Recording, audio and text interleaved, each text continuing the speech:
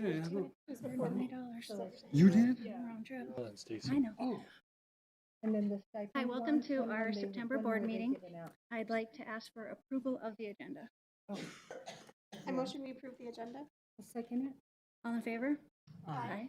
Opposed? Motion passes. Mrs. Schultz will lead us in the pledge. Please rise if you are able, and Mr. Larson will lead us in the invocation. I pledge allegiance To the flag of the United States of America and to the republic for which it stands, one nation, under God, indivisible, with liberty and justice for all.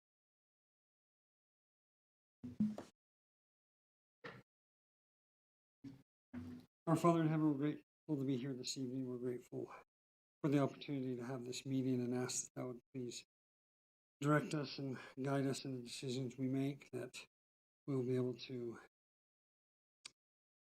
make those decisions that will affect the district as a whole and all of the stakeholders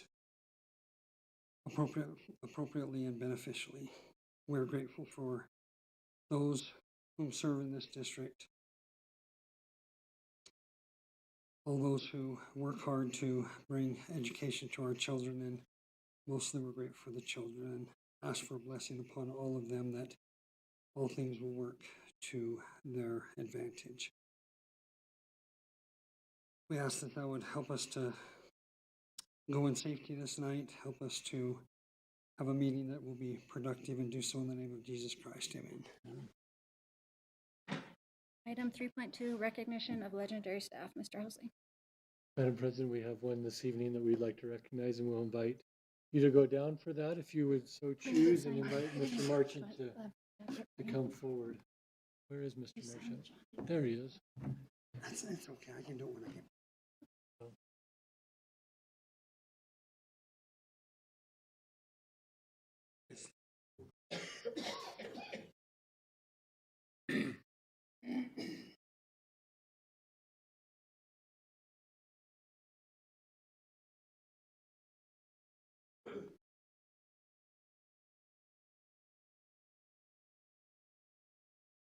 Right. Thank you, Mr. Housley and members of the board, and thanks, Coach Maxwell, for being here. I know you love this sort of stuff. So, I'm honored to present to you Mr. Monty Maxwell as the Shola High School legendary staff member for this month. As a Shola High School graduate himself, he truly bleeds green and gold in every way imaginable, and we couldn't be more honored to have him serve as a teacher and coach for our students. I could talk about his stats to show his greatness, but instead I'm going to highlight his commitment to student excellence that outsiders may never get to see.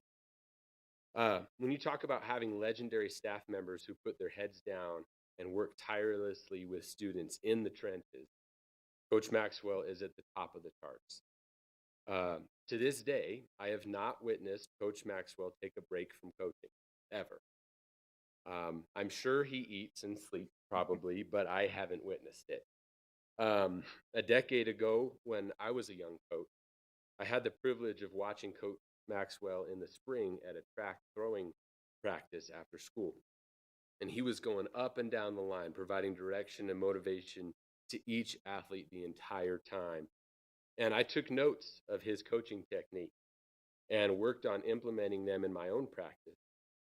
After a few days of implementing his techniques, I was so tired, I figured I must have caught Coach Maxwell on a good day or something. But what I didn't realize was that this is how he is every single day. In addition, one of his most admirable attributes is that his commitment to the students of Shola High School runs family deep. He is always with his wife and kids at games and practices and school events. In fact, yesterday, I hope I don't get you in trouble. Yesterday was his wife Tasha's birthday. And to celebrate, he took her on a first-class date to a beautiful lake to watch the cross-country meet. I'm sure you took her out to a nice dinner after that. But yeah, and over the summer, while everyone else is long gone, Monty and Tasha and Granddad and the kids, they spent weeks and weeks hours and hours of sweat, completely renovating the weight room floor with rubber mat that would have cost the district over $30,000. I think I underestimated that. Was it maybe we were getting quote crazy quotes, and they went out and just spent weeks and weeks putting the floor in and redoing the whole thing. It looks amazing now, and they're gonna do it again for our inside weight room. It's incredible what they do, and all of this after running summer open field practice. So he'd be coaching in the morning and then go over there and fix the weight room and all that. So all in all, Coach Maxwell is someone that I looked up to that as a coach, an educator, and a father.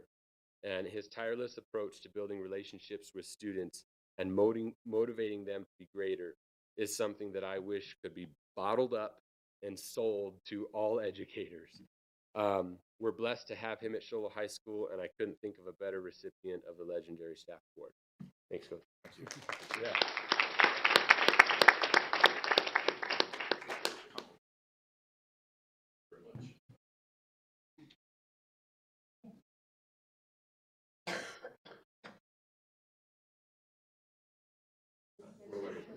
We'll stand over there by principal or president.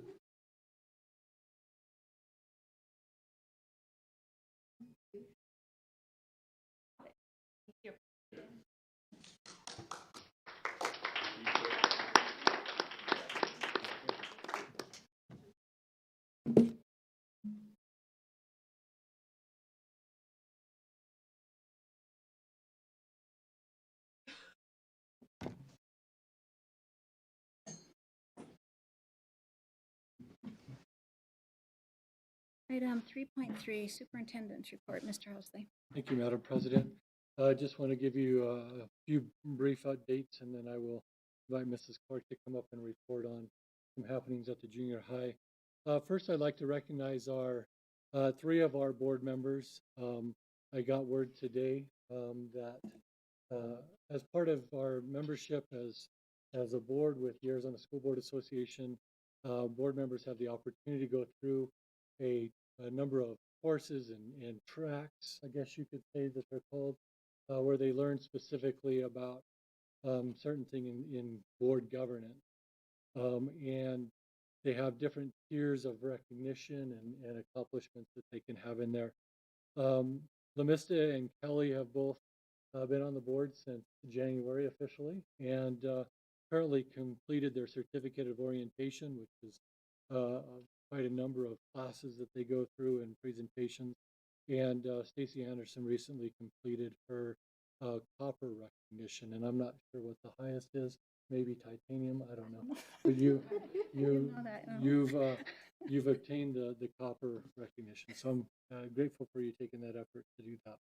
A little bit of a district office update. It is, as everyone knows now, it's finally demolished. It is just a concrete pad. We're working with the insurance. We have a meeting with the architect coming up next week. Part of the thing when you're working with an insurance claim is like in kind, and that's always going to be the discussion. We'll build it back or give you back like in kind, right? And so it's always an argument about what like in kind is. We found that out with the flood at the high school. The carpet at the high school was the top tier type of a carpet. Well, the insurance always says like in kind, but when they saw there was top tier carpet, they're like, that's what. So we have to remind them of that like in kindness as we're going through the district office renovation. One of the challenges that we're facing and why it's taking so long is, one, it took 6 months for them to do the investigation and to figure out whether they were going to declare it a loss or not. They have done that, so that's good. The second thing is part of the district office problem is there was zero current 2021 code compliant pieces. So that's another thing that we have to take into consideration. If we build it back in this spot, exactly the way that it was with a little bit of wall configuration, then they will build back in code compliant, right? Which is great.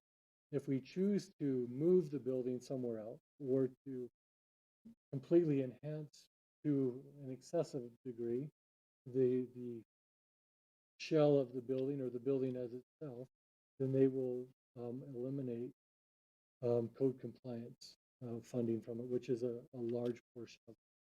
So if we said we want you to value it out and cash us out, we're going to build somewhere else or do something else, they will remove the code compliance portion from our refund, right? So there's a lot of considerations that we're going through. We hope that with the architect we could get a framework and a price to build, and then figure out what the appraised the devaluation of that would be, and then be able to make a decision whether we're going to build back like it is, or we're going to cash out and look at a different option. So we'll be bringing that information to the board as we get closer to that. In the meantime, we'll just stay over there with the buffaloes. Will insurance on the continue other to, side. to pay for that rental? What's up? Will the insurance continue to pay for the rental space? They will. There are some timelines. And so there's a 1-year timeline to make a decision, which is January. Then there's a 2-year after that for total completion based on what our decision is. So there are some timeline requirements inside of our insurance policy that we have to be aware of moving forward. We are, I know it was brought up about the AC units at the high school. We worked and had been working very diligently with the SFB. To let you know where that stands with the SFB, they did declare each of the units as a catastrophic failure in the high school as a whole. Okay, they have to do that in order for them to fund the replacement. However, in the interim, they have put portable units in the classrooms that needed them, and they vent into the attic. And they're not the best solution in the world, but they're the solution. The SFB is picked up. We couldn't purchase those and have them pick up the bill. So the company that we got them from is leasing them to the SFB. It's a $300,000 bill for 6. In the meantime, they're working on getting the air conditioning unit to be replaced. We don't even anticipate that even having a chance at happening until spring break at the earliest. I need everyone in the board in particular to just understand when we're looking at construction timelines and things like that. Anything that has a chip or a motherboard, like we've seen with vehicles, is going to take some time. Air conditioning units are one of those things. They have a long lead time already, and now with the current way that things are, it's even longer lead time. But we do have that in motion, and the SFB will be covering that bill is our intent. The flooding, for the most part, all of the places have been remediated. I didn't say they were completed. They've been remediated of water, and they're built back to a point. They will finish the majority of the remainder of the work over fall break when everyone's out. There are some things that we're working with the flooring, where there was carpet in some of the high school hallways. We're exploring what it looks like to do a stained concrete. But we have to. That's why that like and kind is important, because that higher value of carpet is important to us when we're looking at the stain value and trying to make sure that the insurance is covering the total cost of that. The classrooms, for the most part around the district, the barriers have been removed. Not all of them have. There is a room in particular at the junior high that we still aren't using. When they were going to pull the carpet out to remediate it, the tile underneath has asbestos, so they have to now remediate all that asbestos in that room until it's cleared from that. So that is something that is a challenge as they're moving through.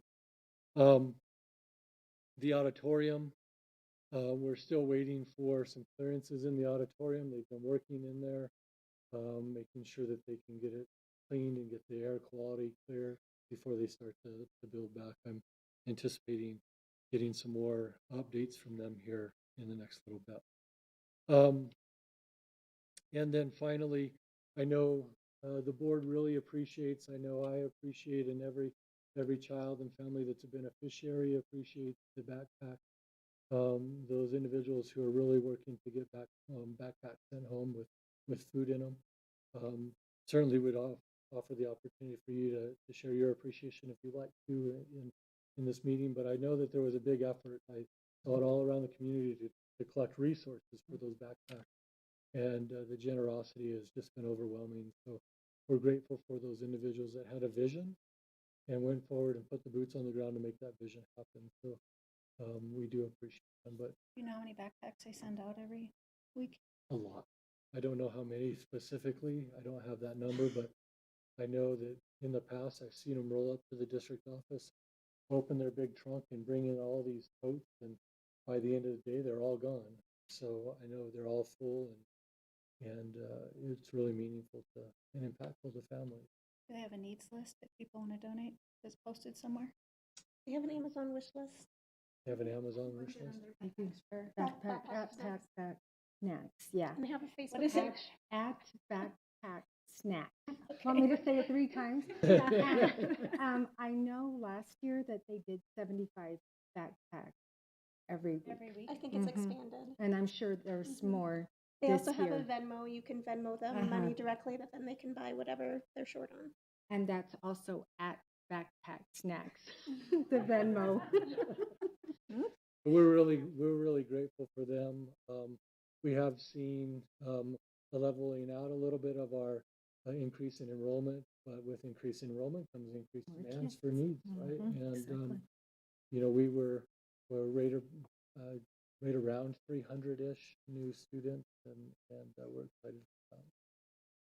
I'll invite Mrs. Clark to come up and share a little bit about the junior high.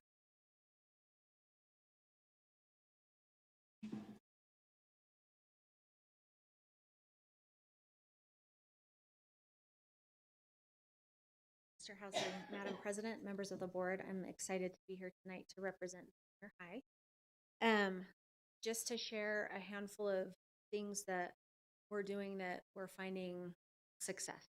And it's been a long 18 months or so with COVID, but we finally feel like we're turning the corner on some of these things. So I just wanted to share some of those things with you tonight. Before I start, I do want to say that when I joined the junior high staff as a principal 3 years ago, that everything I'm going to talk about started first as an idea that we came to as a staff. And then we said, this is what we're going to do. And then our teachers just ran with it and rocked it. So I can't say enough great things about them and their efforts. One of the things that we're really feeling like we're finding success with is our transition with our 6th grade schedule. We had originally that kind of modern high school setting where we were taking our 6th graders in as 5th graders from a nice, friendly, self-contained classroom and throwing them into like a modern high school schedule. So being able to block those classes and have those kids spend more time in their core content area has been really successful for us. So that transition looks a little bit like elementary school and a little bit like junior high, and they're smiling and they're happy, and that's something. In our 7th and 8th grade master schedule, we went from a 7-period day 3 years ago to a 6-period day. And those extra 8 minutes that we were able to build into classes are making a lot of difference for kids. And one kind of bright spot in that is we thought we were going to have a hiccup in some of our electives, specifically with regard to music, because it was easy to have introductory music through our 6th grade and an advanced music, meaning choir, band, and orchestra in our 7th and 8th grade, but we had to have something intermediate. So under the program that we had before, when we had a 7-period day, it was easy to bring a kid in kind of midstream as a 7th grader. If I want to start taking band as a 7th grader, I could have. With the 6-period day, it was a little more tricky, but we were able to kind of massage that schedule a little bit.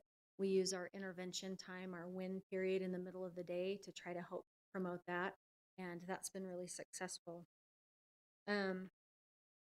Our language arts professional learning communities did a really focused, concerted effort on incorporating writing into their curriculum, and that's been really successful, kind of a more focused effort as a team. Certain quarters, they focus on different styles of writing, and that's helped students to feel more confident. We moved our daily math skills, which is kind of a fluency and accuracy practice. That was in the middle of the day a couple of years ago, and we moved it to the front of the day to try to bring kids in and get them going, get their minds thinking about math and that kind of thing, but in a low pressure environment. It also gave us a little bit of a buffer. So as kids were coming in tardy, which sometimes they do, it's a bad morning and the car won't start and you get there a little late, they weren't missing core content because we had this DMS class right in the beginning of the day. And so we feel like that's been successful. We were able to implement a reading skills class for students who aren't quite reading at grade level and need some extra practice with reading. Because when you get to the middle school, it's less about learning to read and more about reading to learn. But if you're struggling with reading as a practice, you need a little more help with that. So those students still have a regular language arts class, but they also have, as one of their elective periods, a reading skills class so they can get some more practice on things like phonemic awareness, letter recognition, and reading comprehension. And then for students who are right on the bubble, maybe they're just really, really close to proficiency, we have a class for them. It's called Edge. They're right on the edge. And they participate in some activities to help them just have a little more time on task. And we build them up and tell them, you're right on the edge and we know you can do it. And so we're seeing some success with that. We do have our Friday interventions. It's a little bit hard to measure those because last year was the first year. And with remote learning and some of the other obstacles that we had first semester, we weren't really able to start that Friday intervention until the spring, but it took off like gangbusters. And we actually had students asking us this year when we were going to get started, and a couple on a Friday just showed up. Hey, are we having intervention today? So I think that's fantastic. Quarterly, we do a data dig for our language arts and math benchmarks, district benchmarks.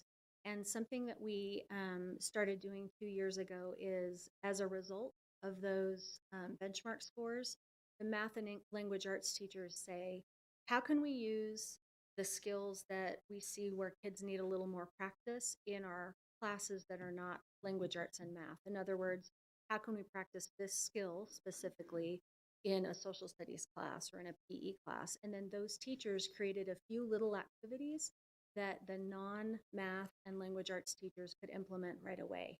And that was really successful, and teachers really valued that. And this notion of they're our kids and they're our test scores is embodied by that kind of practice. The last kind of academic thing I wanted to share with you is something we did last year, where we did some targeted parent-teacher conferences. We just had our first round of parent-teacher conferences this year last night, and it was really successful. It was fun to have families in our school again, even though it's 1,000,000 degrees in the junior high gym. Lots of people came. Our PTSO had food trucks, and that was really successful. But what we found is, and the model we'll explore again in the spring this year, is that if we have targeted parent-teacher conferences where a team of teachers can come together with one family and talk about challenges that child's facing and how we might better support them as a school, we feel like we're really getting a lot of success out of that programming. The last thing that I'm super excited to talk about is our Positive Behavior Intervention and Support Program, or PBIS. That is a system based on positive behavior that's taught to students through expectations, and then we're able to use behavior as a learning tool at school. So, it's the old adage, if we want kids to read, if we want them to do math, we teach them. But if we want them to follow a certain level of behavioral expectations, we need to teach those too. This actually had roots in the spring of 2020 during the closure. We had a committee of teachers who came together, and this was their full-time job during fourth quarter.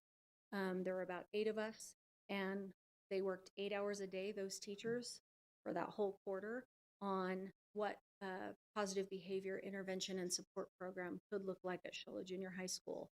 This was before we were added to the grant program through ADE. And we just kind of had this sense that we couldn't start another school year with what we had in place and we needed something else. So fortunately, we were able to go back to school last fall, and that was awesome. But we also had kind of this fledgling PBIS program to launch from. And something that's come out of that that's wonderful is our students feel more confident, I think, at school because there are expectations for behavior for all areas of school. And we were able to purchase posters and have those hanging up so that if I'm in the hallway or I'm in a classroom or I'm in the cafeteria, I can refer to that poster and I know what the expectations are and I can feel confident in following those. We are really excited because PBIS program, and as we're learning more and more through our participation with the grant through ADE, it's a focused, intentional effort to eliminate some of those punitive practices that Shola Junior High School had kind of been leaning on for a number of years.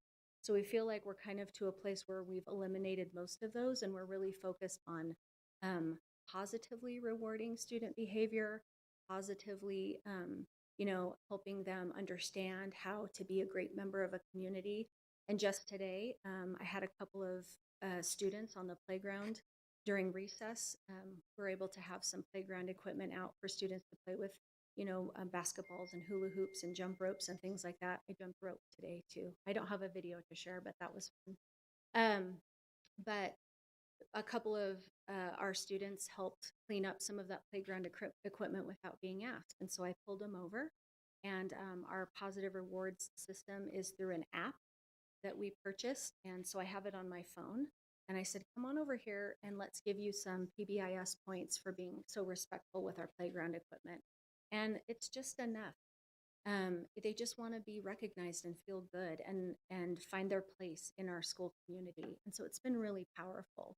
But maybe kind of an academic byproduct that we've realized is that these kind of expected behaviors and the way we're able to teach it to students, and then our process for when maybe you need a little redirection as a student or you need to reset yourself and kind of find your focus again, that has actually led to an increase in instructional time because students aren't out in the hall. They're not spending time in the office.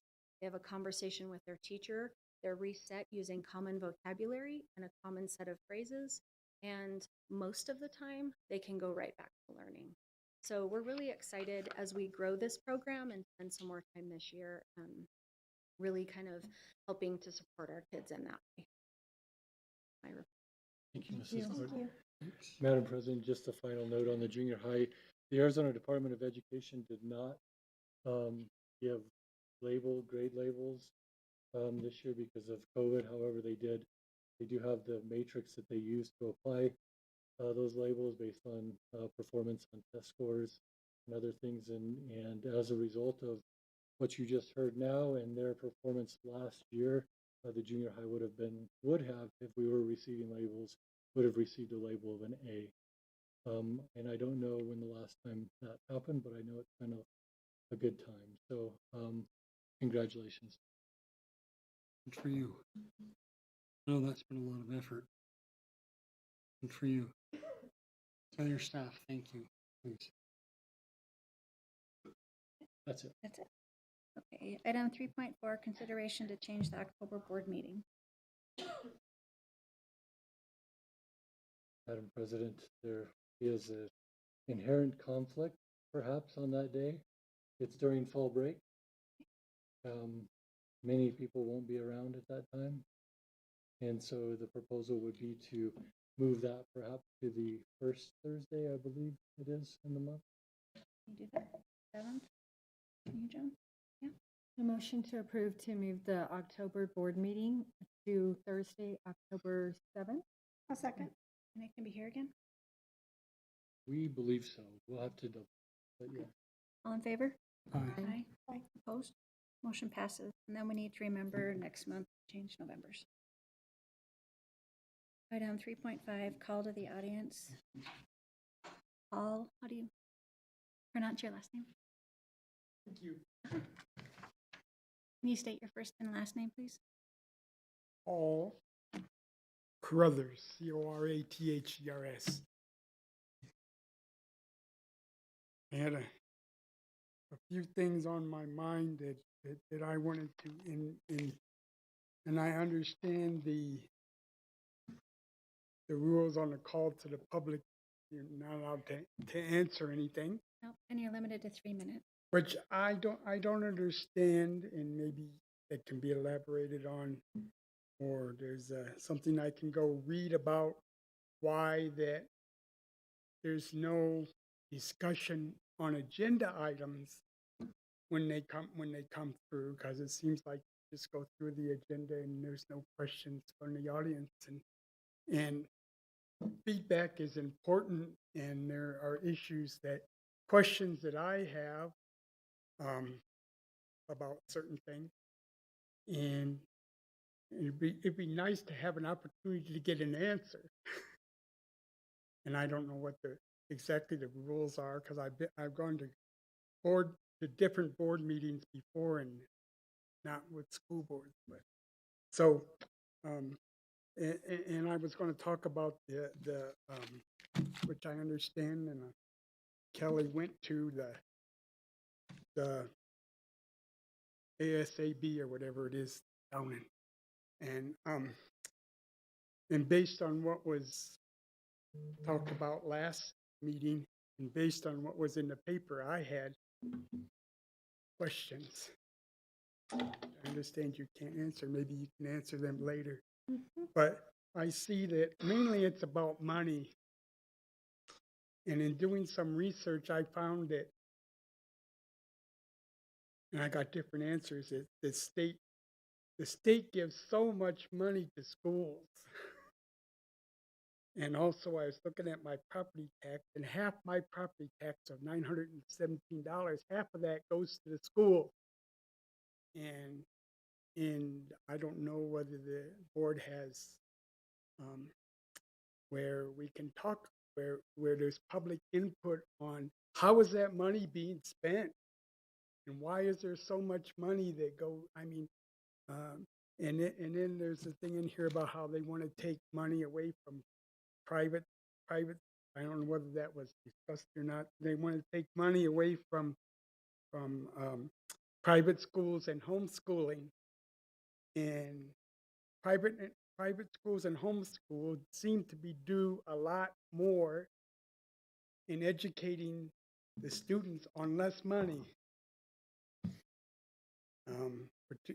So I had some issues with some of the agenda that was on the that the association was involved with. So I just wanted to bring up those points, and hopefully, since this isn't a forum that can be answered, maybe is there a forum that some of my questions and concerns can be answered? Yes, Mrs. Thank you. Beecroft's our business manager. You could talk to her about money over here. And Brandy could send you the link with the political agenda for ASBA. Okay? Thank you. And this Mr. Housley, he's always happy to We'd be answer willing questions. to sit down and visit with any of those. Thank you. Guthrie Kushner?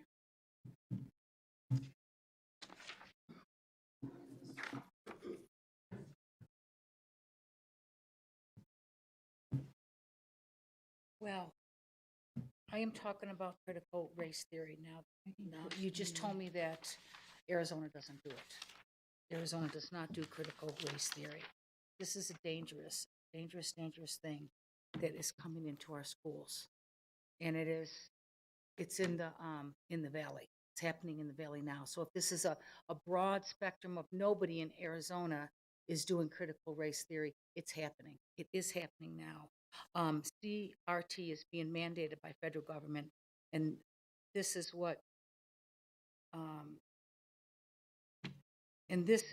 they say, but this is what you say. We're doing something on a smaller level here, more community, and not have to go to federal mandates. And Arizona passed a law saying you're not supposed to teach critical race theory. But I don't know if anybody here knows what Agenda 21 and Agenda 30 is. But this is for that. It's for the one new world order. Okay. Now, for people that don't know what critical race theory is, I have just 4 points. Okay. Critical race theory is that racism is normal, and everybody knows the United States is the less racist country in the whole world. If you want to experience racism, go to Hawaii and you'll be called a Housley. Okay. Or some other countries where they're mostly one people. Out here, we're a big melting pot. And there's no reason why us white people should be taking the stand of the bad guy in pioneer days and with black versus white. What they're trying to do is to turn us against each other. The second tenement in critical race theory is that you won't fight racism unless you have a personal gain. So it's saying white people won't fight racism unless they have a personal gain. It's anti-liberal and it's anti-American. It's racism is assumed. It's not a conversation. It's not to be debated. It's tenement to treason to even debate racism. And no self-criticism of racism is allowed, okay? There's nothing to look at here. What they're doing is they're targeting social institutions. They're I'm targeting sorry, schools. that's time. Okay, That's it's time, okay. And I don't know if Mr. Housley can talk about the standards Okay, next, thank you. Well, next meeting. can I just say that if you are black, you're oppressed, and if you are white, you are the oppressor. And they have a very dim view of religion. Thank you very much. Thank you. 3.6, future agenda items. Anyone? I have an agenda item. I had actually asked for it to be placed on tonight, but there wasn't enough time. But I'm really glad that Mr. Housley talked about the backpack snack. I think that would be, I would love to have that on our next agenda for the board members to do it. I thought it would be a great project for us to do, to put together backpacks and maybe bring spouses or family. I think you can bring kids over 16. And I had given some dates in January to Brandy, so maybe she could put that out to us and you can let her know which would be a good day for us to do that. But I thought it might be something fun for us to do. So hopefully the board will want to do that. Great idea. You would want it to be, just clarify, you want it on the agenda as a discussion item to kind of flush through some of the I things want to you're make sure talking about? everybody wants to do it besides me. Do you guys understand what we'd be doing? Help your service project. They, You want to be a service- you go down and you package all of the food into the backpacks. bags that then get sent home with the kids. And for so credit. when they do this, could we just not show up and help, or is it something we have to actually? It's pretty plan? organized. It's an organized, and they have different like church groups, different youth groups that will come in and do it, different families We who will would come sign and up do for a it. certain day that we Days. would be the ones packaging all the food for Do the, you want for this that in week. like the work session That- discussion? I'm interested in after? doing it, I so would I think love we to. could just schedule it. Yeah, I would love to do Schedule that. the Lovely. dates. I could do it Wonderful. Thank you. There we go. I've done it a few times. It's really I'm down with fun. it. Okay, cool. So if you'll just get the dates out to everybody, Brandy, that would be Is wonderful. there, do you want to give me a contact? Well, I can get this later, but if they need to contact anyone, you or someone else? I will let you know that. Thank you. Thank you. Okay, Item 4.1, approval of overnight and out-of-state travel. Mr. Housley. Madam President, members of the board, Mr. Marchand is recommending the approval of 6 staff members to take the high school ski club to Purgatory, Colorado, February 2nd through the 4th. Hopefully there's some snow up there. The funding source is fundraising, tax credit, and student pay. I would ask that you would approve that trip. It is one that we do pretty consistently. Madam President, I'll move to approve the overnight and out-of-state travel, and I'll just say that I was able to go on this when I was a student at Sholo, and it was a phenomenal trip, and my family was able to go to Purgatory over the summertime, and we had a remarkable time. They have a world-class facility up there, so I'm excited for our students to be able to go up and participate in that and be able to experience that type of skiing and that type of lodging and stuff, so I second it. Any further discussion? All in favor? Aye. Opposed? Motion passes. Item 4.2, approval of 2021-22 school year 301 goals. Mr. Housley. Madam President, as you see there, there's an outline. Mrs. Ramsey ran the lead on that development of that and ran that committee and ran the surveys of teachers. And before you, you have a plan set forth as the 301 plan. I just want to note there were some changes to 301 in this legislative session. The changes did not remove the requirement for performance-based a portion of the pay. What it did eliminate is the fact that it had to be 33% of the total payout. But you still have to, it says that the governing board shall adopt a 301 plan that includes that portion, the performance pay. During the budget committee, prior to this 301, the budget committee on the recommendation that came forth from Mr. Bill Crawford, he suggested that we stay at the 60-40 split. And that was agreed upon during the budget committee. And so that's the premise that Mrs. Ramsey was working on as she moved forward with the committee. 301 is meant to enhance the growth and development of our school district, but also to enhance the growth and development of teachers. Specifically where it was targeted as it was put into place so that teachers could see that enhancement in growth. Much like, maybe a little bit different, but much like Career Ladder that Sholo experienced a number of years ago, not much different. And so you'll see components inside the plan. This is a plan that's developed by that committee. It's voted on by teachers and then voted on by you. You'll see components of teacher growth that they lead themselves, personal growth, finding out, writing the narrative for their personal growth plan, and then meeting some other things as you move through the. So that is before you. Mrs. Ramsey's here. She could provide some other feedback if you had some questions. Is it usually this late in the year that we approve these? We have, we usually try to get it done earlier. There were some different things with the legislature ran late. There are changes in the way that it can be administered. That piece, our budget meetings were long last year. And so it did go out the first time and didn't get, we feel like it's important to get the teachers to vote on it as a whole, and didn't have a majority. There were some questions they had about some things, and so it didn't vote. So it was revisited again by that committee and then re-put out to vote. So it's been a pretty lengthy process. Didn't we approve the 301 goals at a previous meeting, or is this an updated one? Or We approved the 301 payout from last year. Okay, gotcha. Okay, Yeah. thank you. Mrs. Ramsey, could you kind of talk about why there's such a low approval rate, like why it's so different this year? Why it's only 67% of teachers that like the plan? That we couldn't open their responses on the graph.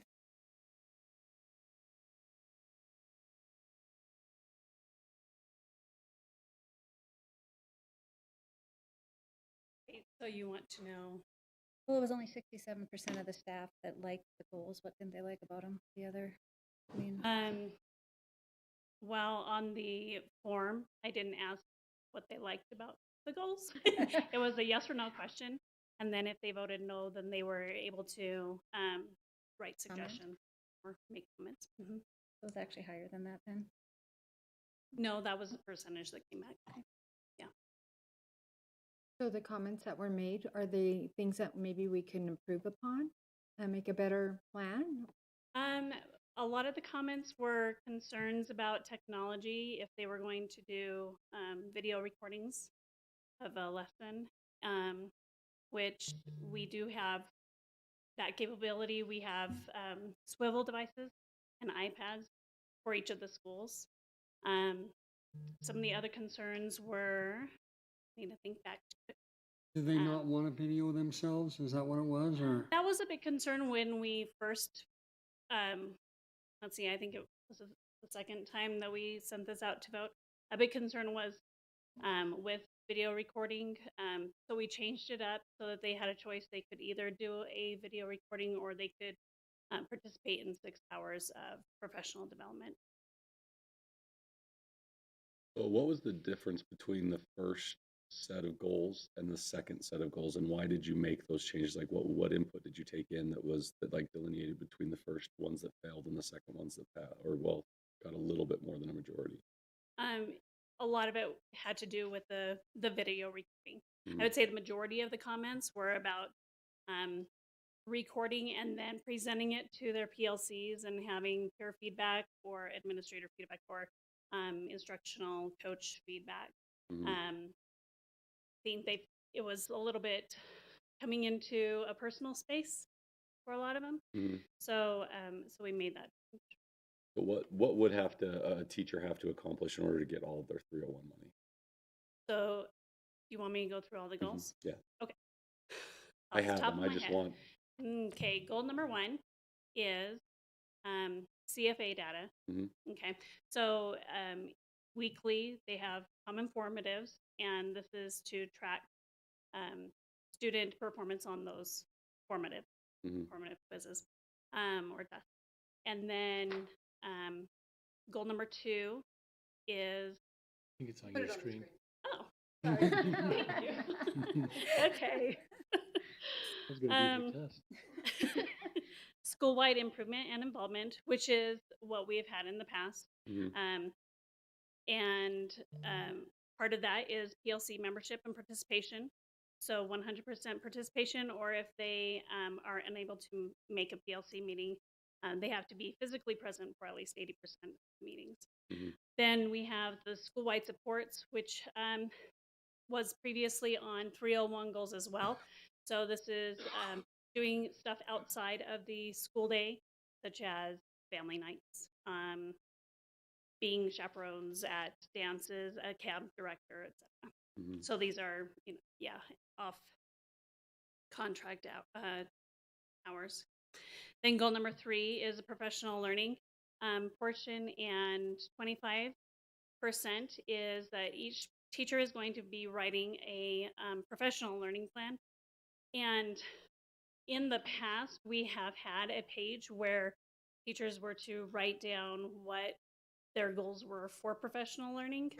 I don't know if that was ever really done. We didn't collect it at a district level, so it would have been at a school level.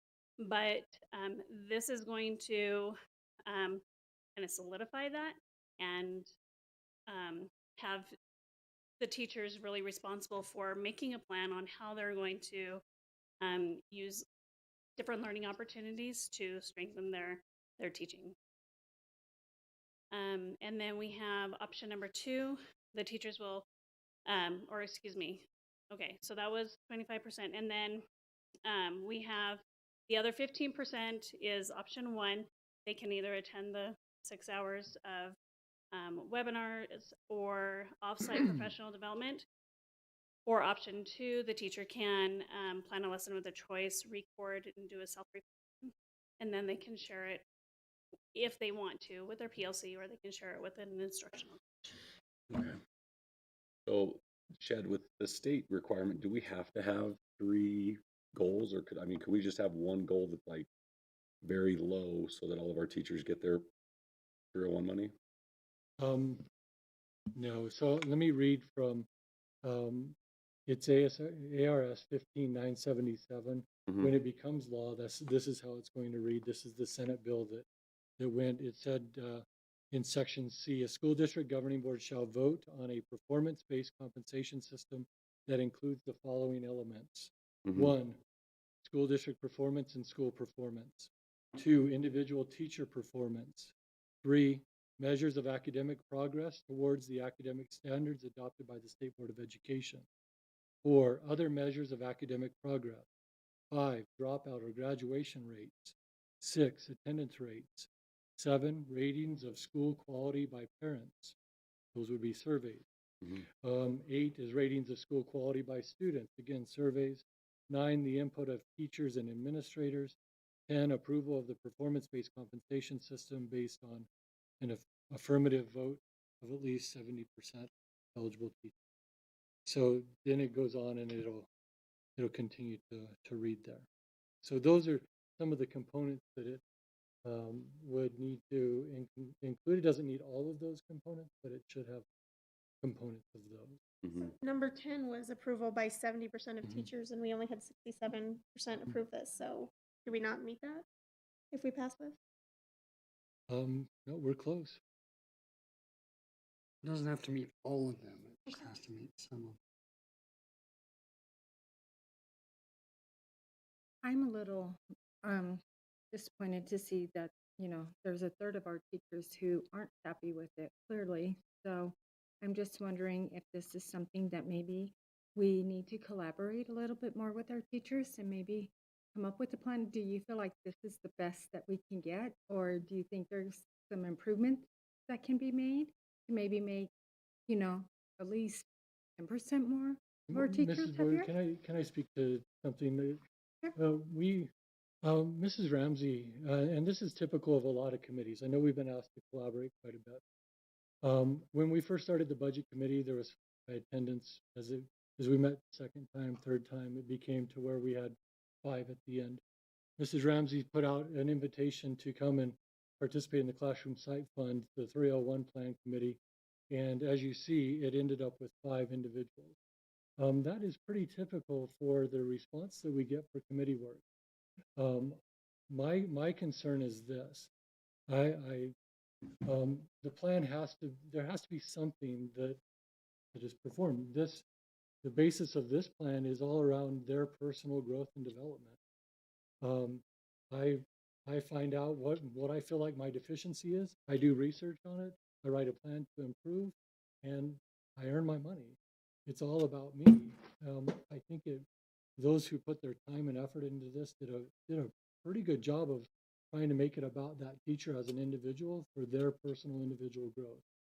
I'm not sure why the 67% reflected that way, but I do feel like the attention to the plan to allow a teacher to take an opportunity for personal reflection, to personal improve, and have 100% control of that, and not worry about, well, it's supposed to be this, and John didn't show up, and he didn't do his portion, and now I'm affected by it, but it's 100% in their control.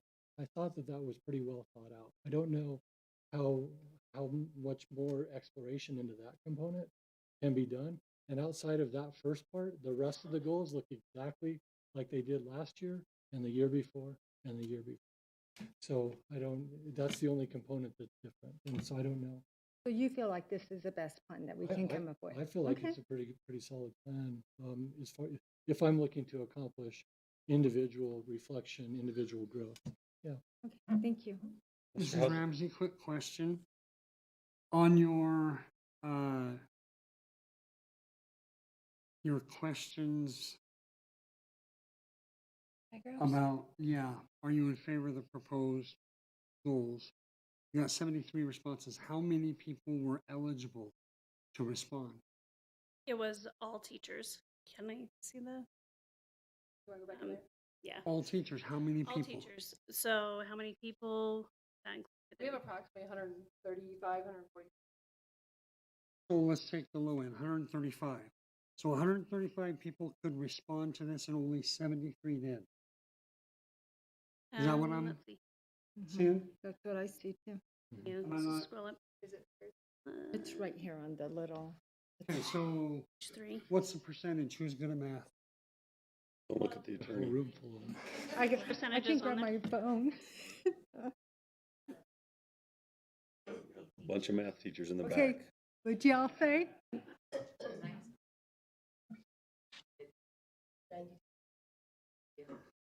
90? 73 did. It says 73. Yeah, Why we're does it looking say at- 73? Did some people respond? responses. So 73, what's the math? There's no one, how much? 54%. So 54% of people responded to this. And 67% of them, We're in favor of it. And I made it easy. I put it in an email, well, so all they I'm just curious, We've and you been have got it. 5 people on your, on this 301 committee. Mhm. I think you've done a great job. Any other questions for Jamie? No? I just want one little clarification, and I had asked this question earlier, and it sounds like, for clarification, this doesn't require any additional assessment of the kids that they're not already getting, correct? This is not assessing the students. Right, so, It's all about teachers. then yeah. Great. Well, so Jamie, why do you think there was such a low response rate for the budget committee and for this, only a 54% return on this? I don't know. Maybe they don't want to be on a committee with me. Don't take it personal. I'm just wondering, like, why was, and even but the people who got the email, it just like they didn't, it seems like there's a lot of apathy. Everybody's busy, You're right? probably asking the wrong They person have that a lot question. of things going on, and this would add another thing to their plate. And So in the survey though that you sent out, did you just send, are you in favor of 2021, 22, 301 goals? mhm. And was the goals clearly articulated in that email or? Or attached to the email. Oh, really? Yeah. So all you'd have to They do needed is to do one more step. open Click an into the, attachment, click on a yes or no. yeah. They had to read the goals and reflect on them and think about whether or not they liked that, which would take a few minutes. And if they didn't want to do it, then their opinion doesn't get counted for the survey. And like Mr. Housley said, we started this in May, and then we had to go back to the drawing board, and by the time we were able to get back together, summer had already hit. How low was the first draft? You said What's it that? was too low the first time? Yeah. So It how was much like lower? 30%. So this Okay. is much better than that. Yeah. Yeah. Can we start on it earlier this year, or do you have to wait until late in the year? Well, like you said, there were several factors that came into play. I would much rather do this before summer hits. Right, We don't always anticipate the legislature running till May. right, Usually they like to run out in April, exactly. so.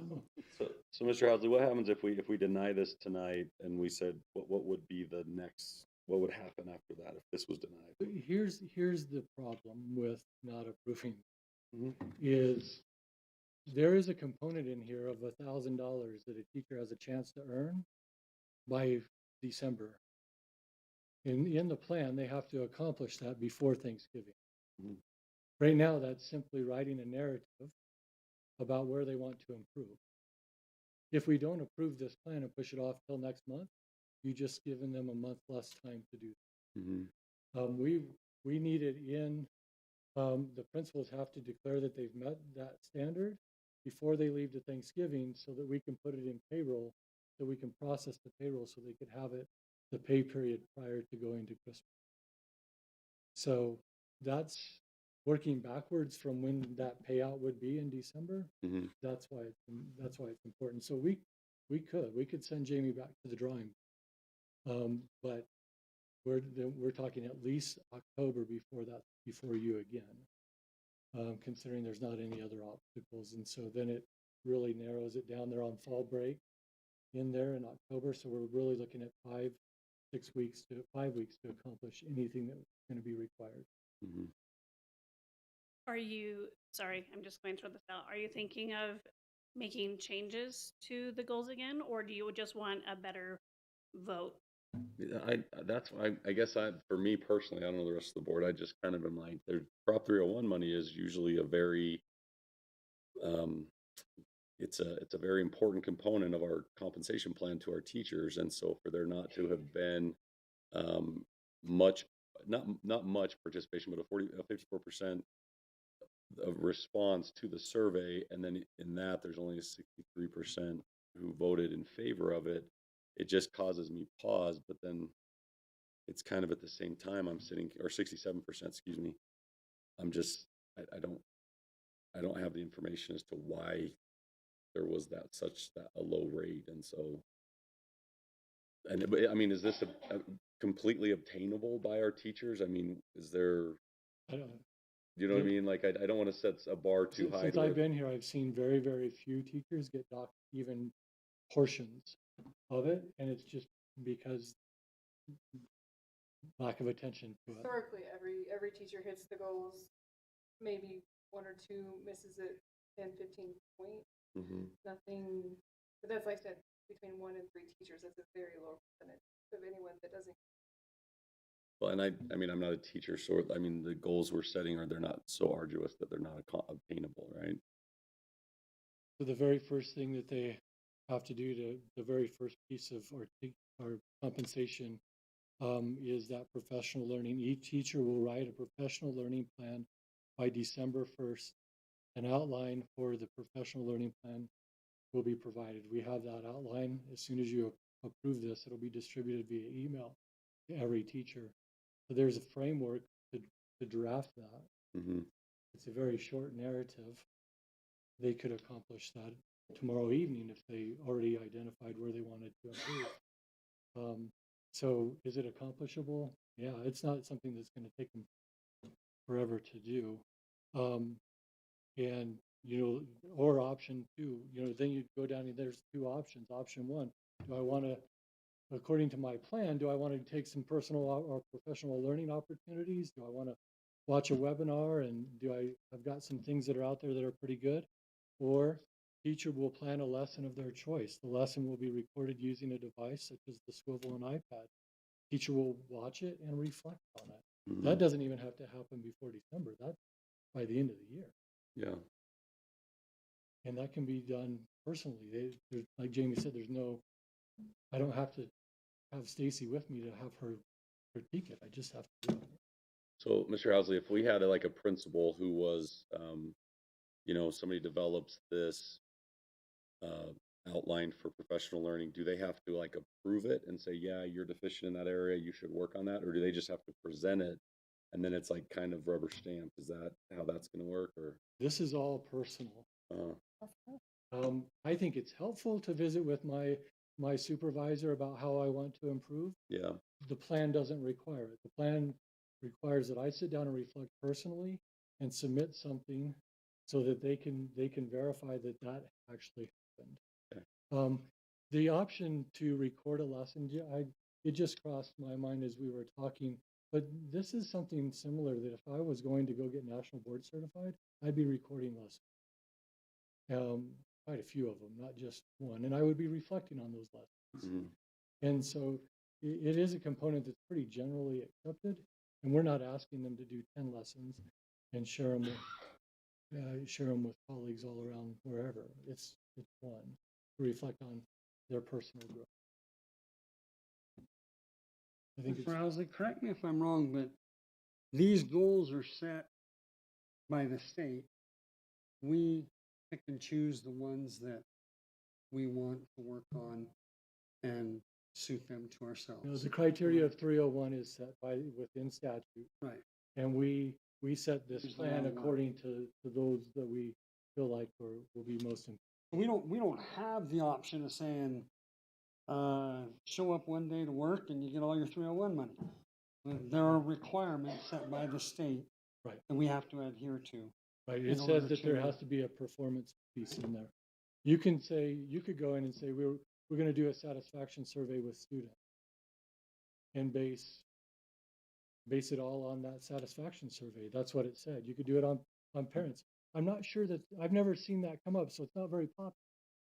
Yeah, I'm Just sure our saying. teachers don't want to have their 301 money tied to their whether or not No, and it's a popularity contest. Yeah, their and kids are rightfully pissed so. at I mean, at but- them or not. right, rightfully Maybe it's so. a good But idea. We like surveys. it is a Well, criteria. I just don't.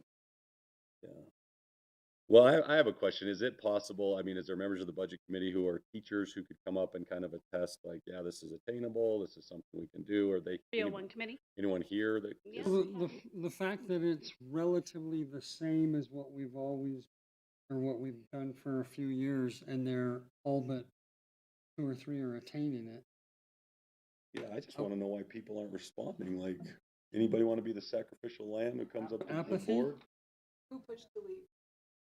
Who pushed the lead? And Shauna? Shauna's not back there. She raised her hand. The committee? 301 committee.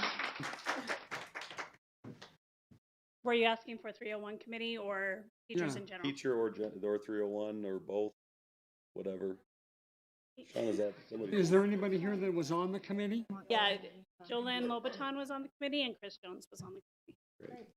Thank you. We want to hear from both. My dismiss. Yes, thank you, Jen.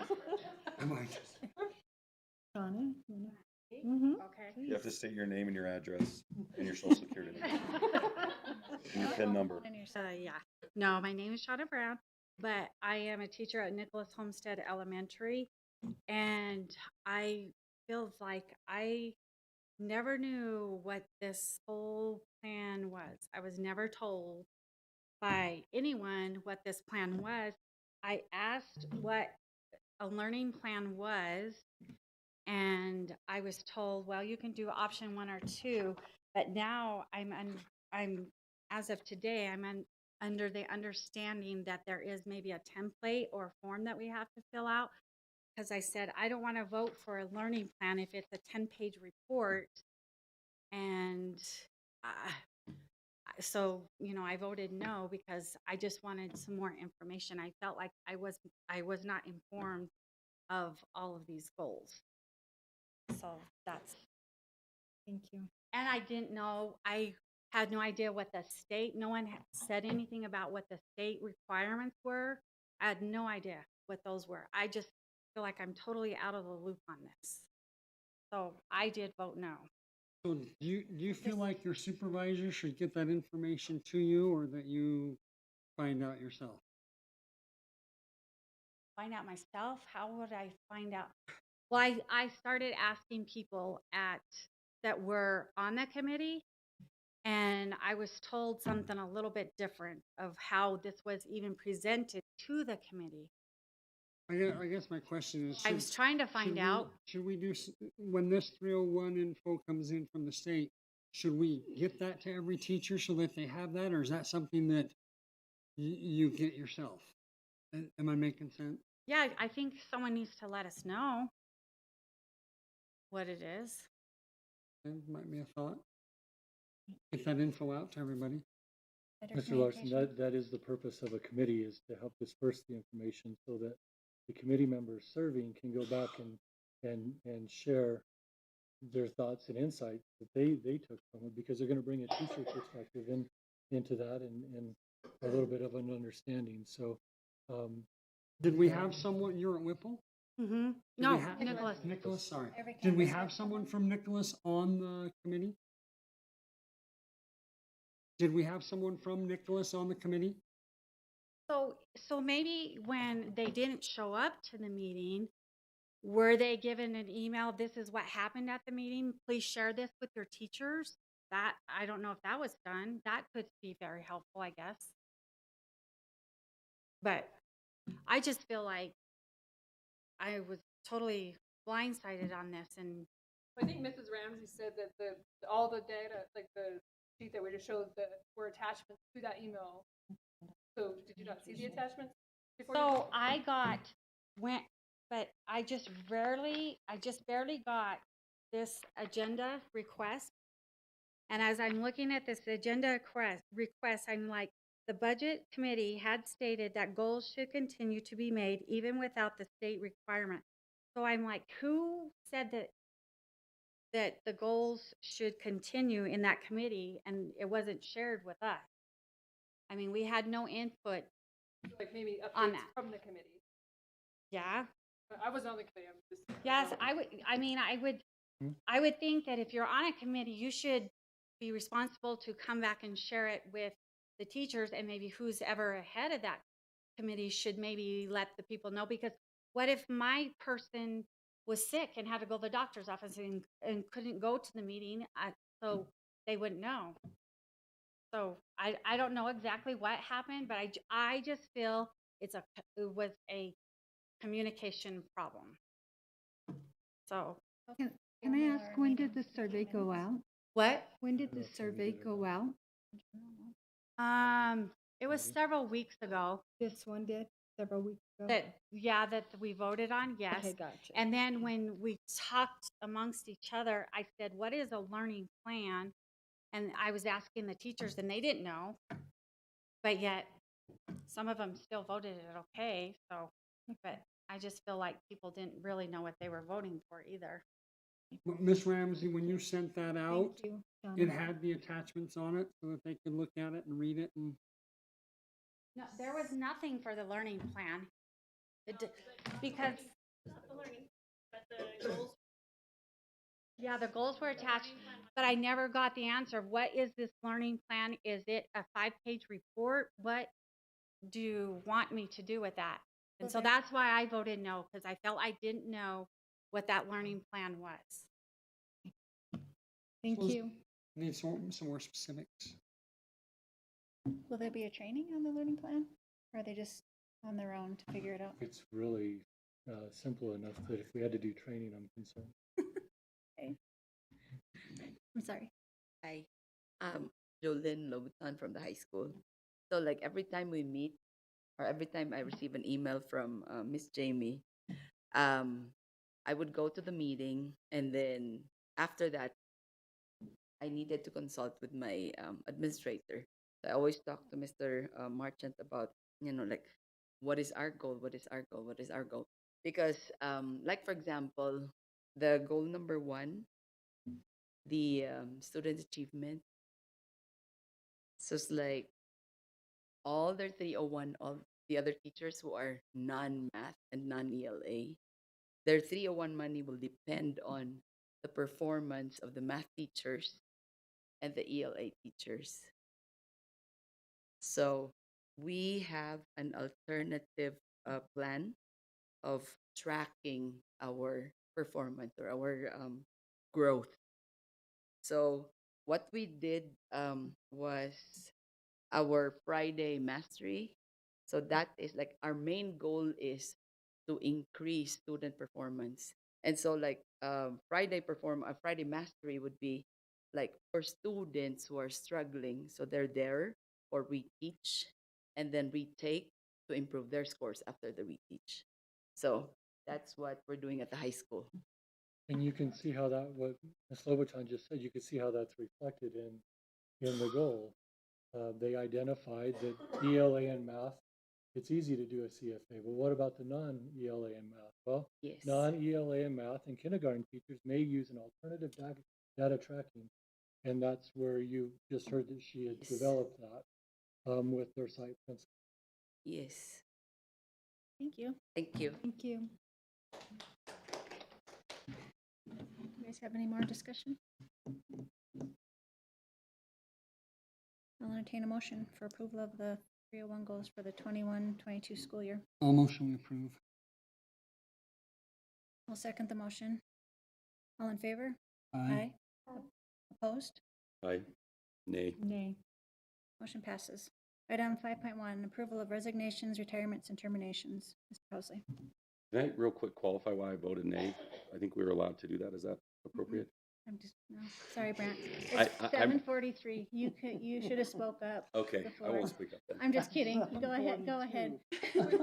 I'm just worried that I look at the statute and I worry that we're not going to pass statutory muster because I believe that approval of the performance-based compensation system based on an affirmative vote of at least 70% of the teachers eligible to participate in the performance.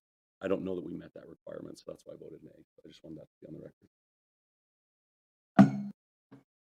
I'm sorry. That's fine. So, item 5.1, approval of resignations, retirements, and termination. Madam President, members of the board, we have a number of individuals before you this evening. Resignations: Polly McGee, Aaron Troutman, Jeff Houston, Greg Clark, Helen Olson, and Jenny Freeze for your consideration this evening. Those, and let me pull up the other ones. The other rest of them are letters there. So, I'll move to approve the resignation, retirements, and terminations outlined in 5.1. Second. All in favor? Aye. Aye. Opposed? Motion passes. Item 5.2, approval of new hires, renewals, and transfers. For your approval this evening, new hires: Lauren Friedrich, food service worker, Andrea, my lips aren't working, Buznowski, Riley Stahl, Whipple Ranch paraprofessional 1, Mia Ordine, paraprofessional 2, Sierra Danny, Whipple Ranch paraprofessional 2, Jessica Cole, Whipple Ranch paraprofessional 1, Carlos Valenzuela, high school custodian, Tracy Lewis, high school talent, classroom aide and librarian, Brandon Rivera, junior high para 1, Robert Romanelli, 6-hour bus trip driver, Joshua Mazel, 6-hour bus trip driver, interim position, Ginger Bishop as the interim food service director, and then student teaching, Abigail Carnahan at the high school. I'll move to approve the new hires, renewals, and transfers. Second. All in favor? Aye. Opposed? Motion passes. Item 5.3, approval of substitute. We are super excited to have some substitutes rolling in here. You'd run out of paper, there's so many. Almost. Certified Nancy Lay, Amber Bayless, Julie Plum, Anna Likens. On the classified side, Amanda Hostler, Ravane Bowens, Abigail Carnahan, and Zach Christians for your approval this evening. A motion to approve as presented. I'll second. All in favor? Aye. Opposed? Motion passes. Item 5.4, approval of stipends, volunteers, and event workers. Mr. Housley. Madam President, members of the board, there are a number of those outlined. I will not read those, but they are available on the board doc. Someone would like to look at those, but I do bring them for your approval this evening. Can we pull one of those names off? I see that there's under the girls soccer named John Larson. We need to talk heavily about that individual. Well, they misspelled my last name, Oh, so I don't did know they? exactly who that is anyways. Yeah, we need to I think there's a guy down Taylor Snowflake. run a thorough background on that individual. I agree completely. Good. I'll vote nay on that. name. I'll move to approve the stipends as outlined.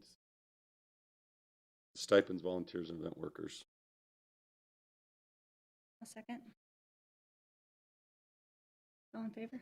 Aye. Opposed? Motion passes. Item 5.5, approval of contract revisions. Mr. Housley.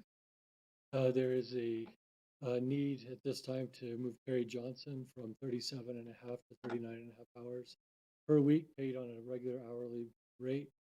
This is paid from our IDEA basic grant dollars. That's our special needs program dollars. Motion approved. Second. All in favor? Aye. Opposed? Motion passes. Item 6.1, second reading of and approval of policy advisory 680 through 711. Mr. Housley. I hope the document that I put out a few weeks ago is helpful to at least organize them. But this is our second reading on these policies. I hope we capture these. We will. We're doing it tonight. We'll capture these. The last time we did a policy manual update, there was an advisory just like this, very lengthy, and it didn't get captured when they published it online. And so that was one of the big deficiencies when we went through our policy review. So we're excited to have these for your approval this evening. A motion to approve for second reading and approval of policy advisories 680 through 711. I'll second. All in favor? Aye. Opposed? Motion passes. Item 7.1, discussions of stipends. Mr. Housley. Madam President, we'll give this to Mrs. Beecroft to start us off. So I would just like to say, I know we've had several, this will be the 5th board meeting that we've discussed the stipends. I would just like to say at the beginning of the year, I met with Mr. Marchant. I know the majority of the stipends that are being, I guess, contested or not felt well about. We've discussed the stipends since the beginning of the year, the need for the district to revise, put them in order. I know it's not a popular thing. I know people were upset. As being the person responsible for the financial management of the district, I felt it very important. I even had people tell me, don't do it. Don't talk about the stipends. Is part of my responsibility is to broach this very unpopular, very controversial to some people subject. In doing that, I know Mr. Marchant and his team spent an inordinate amount of time discussing them with staff. I know we had several board members call and discuss them as well. I talked with several people. So the stipends that were made, there were revisions to virtually every stipend in the district. That goes for band, choir, student council, department chairs, NHS, academic sessions, prep hours, all of them were touched. We do need this. It doesn't stop here. The board should be considering the stipends every year. I don't know why they weren't considered, and things I think have kind of passed. Well, that's grandfathered in. We don't ever look at that again. There's no language in the stipend contract that indicates that. And so I feel like what was put forth, I tried to put as much information and as much thought to be fair and to be equitable to every employee, not just certain employees. No disrespect to those people that did receive, well, everyone received a reduction. But I feel that every stipend was considered and thought and discussed. And as a district, as a board, we do have to move in the direction of financial responsibility. Our stipends, I mean, we were close to total stipends more than $500,000. So it's something that needs to be looked at every year.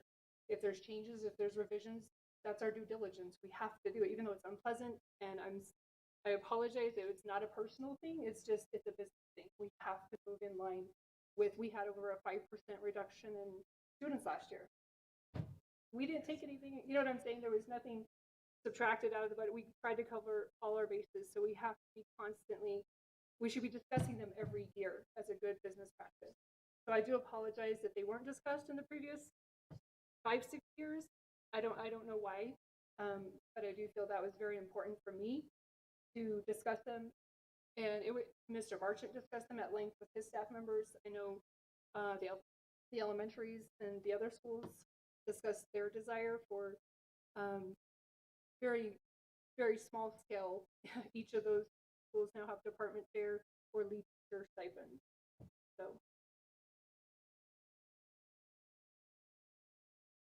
When are stipends paid out? With contract. At the beginning of the year?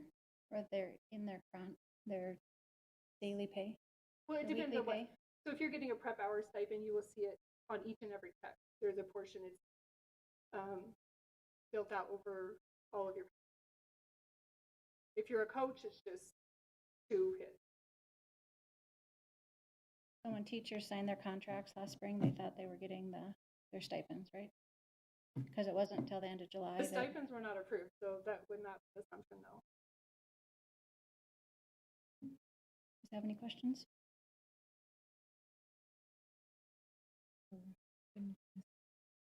Comments you wanted to make at our last meeting?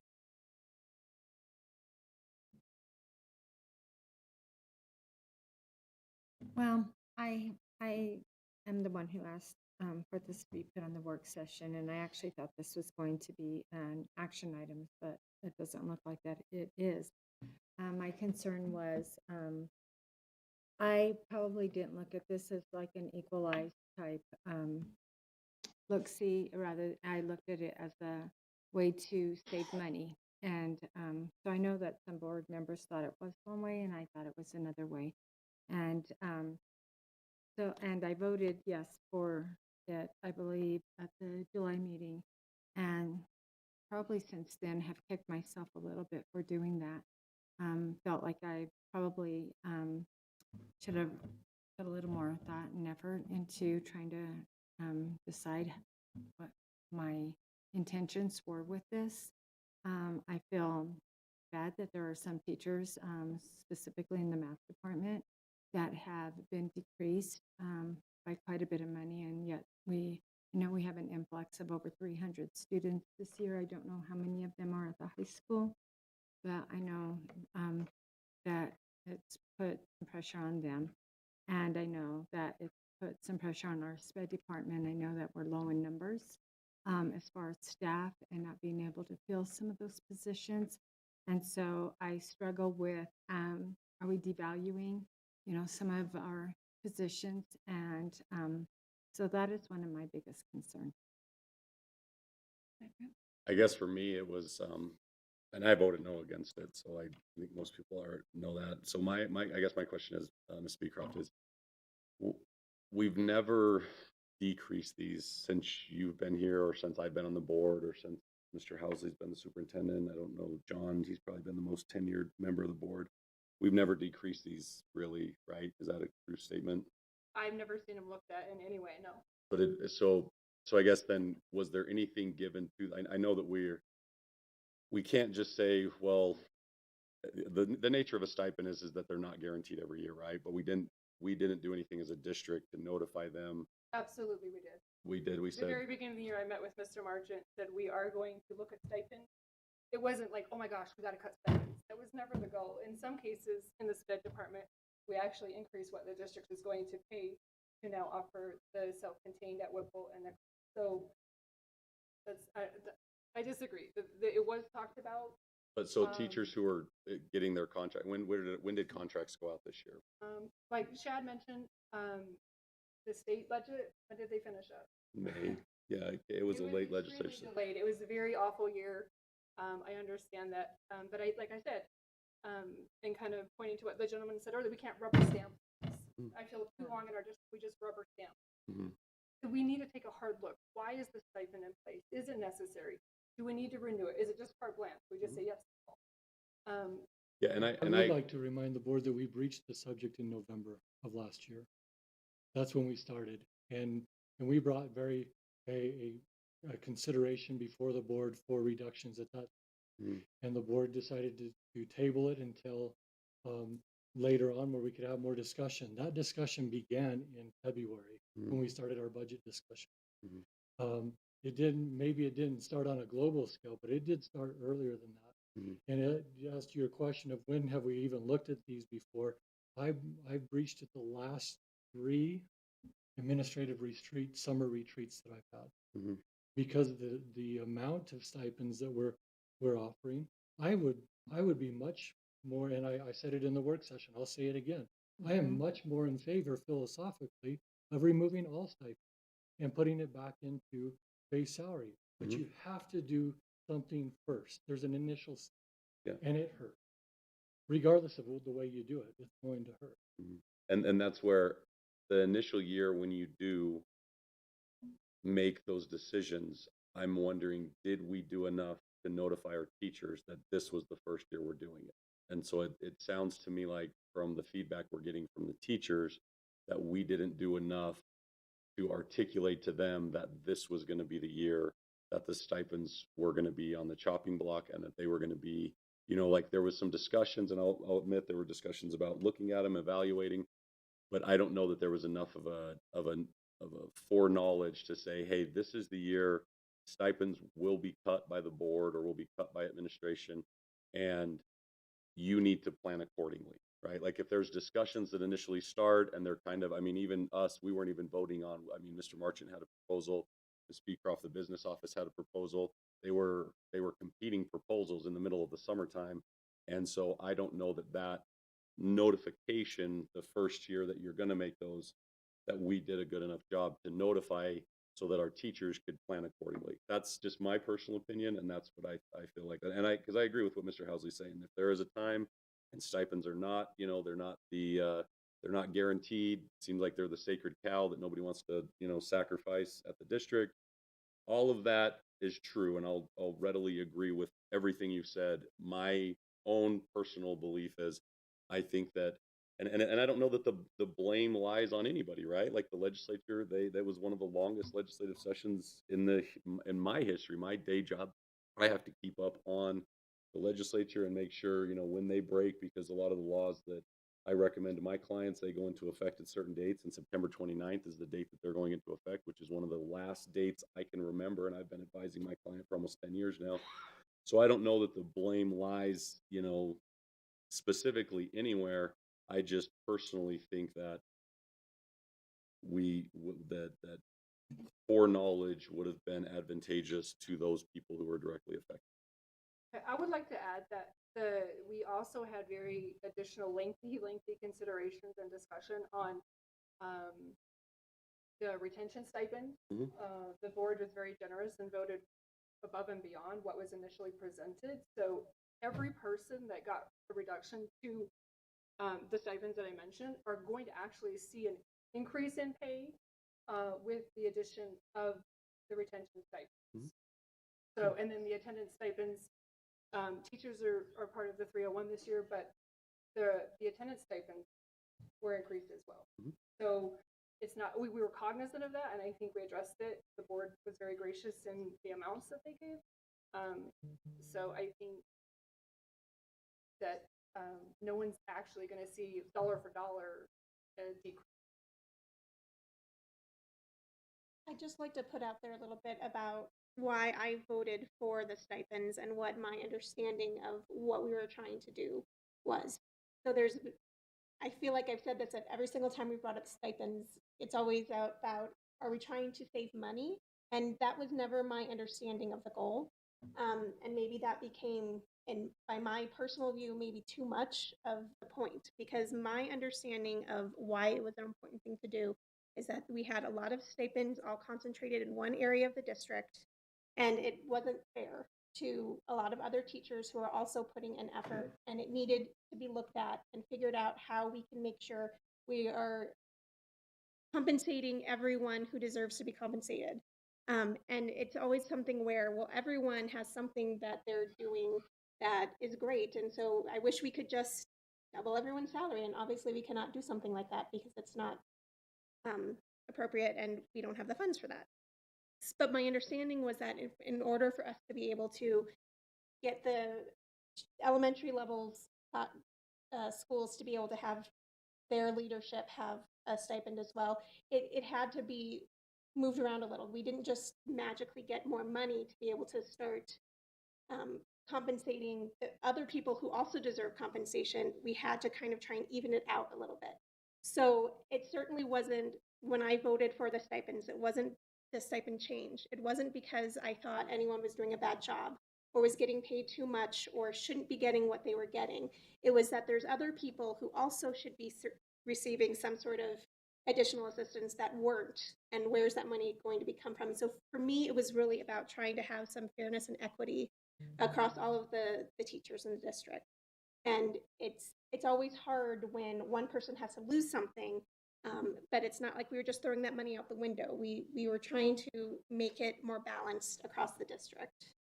So I just kind of want to put that out there again, that was my personal motivation for supporting the stipends being looked at. Now, if there's some things that we want, that we think it didn't quite go right this time and we want to make little changes, if that's what the board would like to do, I'm in favor of doing that if that's what everyone wants to do. I'm not going to fight against that. Anything, John? No? So the retention stipends, I guess I personally looked at them as a thank you, not something that would be evening out for taking something away. So when we talked about those last year, it was like, we had a really rotten year and a half of COVID, and you guys have stuck with us through it. And so in my mind, that should have been separated totally from their other income. I have an issue with us making any major decisions on the budget coming into the school year unless it's absolutely necessary. I don't think that was respectful of anyone in the middle of the summer to decide to take away income. And I appreciate all the work Mr. Merchant did in aligning it and how you did your system and everything, and makes it a lot easier. In fairness, I will go back and look, but I believe that Mrs. Beacon in November absolutely stated that there would need to be cuts, very clearly, and that we would revisit it, and that's exactly the path. So I appreciate what you said, Mr. Clark, and I'm trying to figure out how much more legwork, because the work that she and Mr. Merchant put into this, I think, was extensive. And it took, just the work that the board and I did on just flushing through the budget this year. There was a lot of work and a lot of time put into it, several meetings just on the budget end and talking about and flushing through things. That process was happening on the other side, stipends too. And I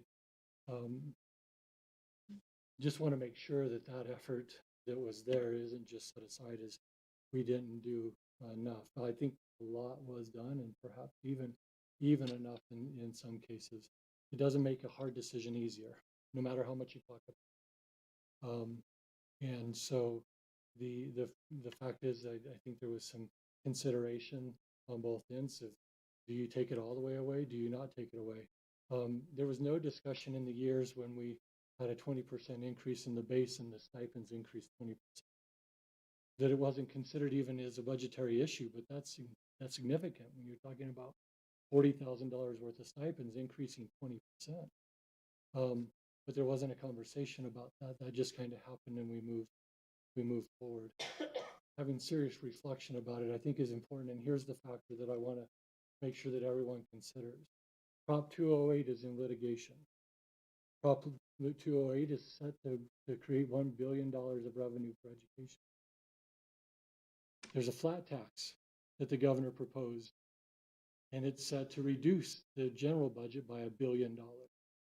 Education is 48% of the general budget. I don't have to be a math genius to figure out that that is a reduction to educational spending. Significant. If there's a significant reduction in educational spending, if we don't do things today to prepare 3 years from now, we're going to have an even harder discussion around people losing jobs, around cutting people and having larger class sizes. It's been something since I've been here, and I've applauded your efforts to try to keep class sizes reasonable. We haven't seen many class sizes around 35 like some of the districts around. We've been trying to keep them reasonable. We've rolled up our sleeves and gone to work. I don't want to be in a position 2 or 3 years from now when we're looking back and saying, man, this decision is much harder. So I appreciate the magnitude of the decision. I appreciate the magnitude of the thought and consideration that all of you have given to that. And it's not an easy decision, but I do believe that something has to be done in order to address our situation in accordance to what may happen.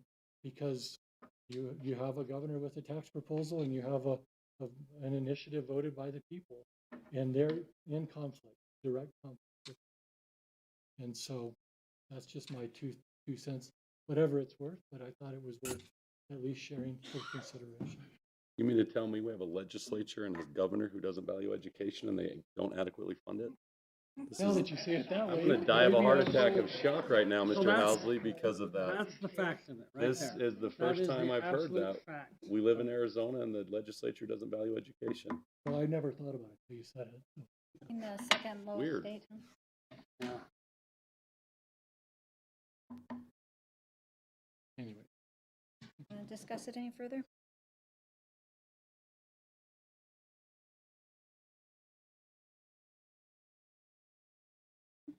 No?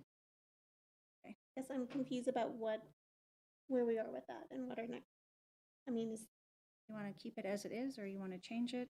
I guess, I don't know. Is this You- just a discussion right now? This I is think? just a discussion, and It's it's a just discussion because it wasn't requested to be something to vote on. If you asked us to bring back what our proposal is, it's what we approve.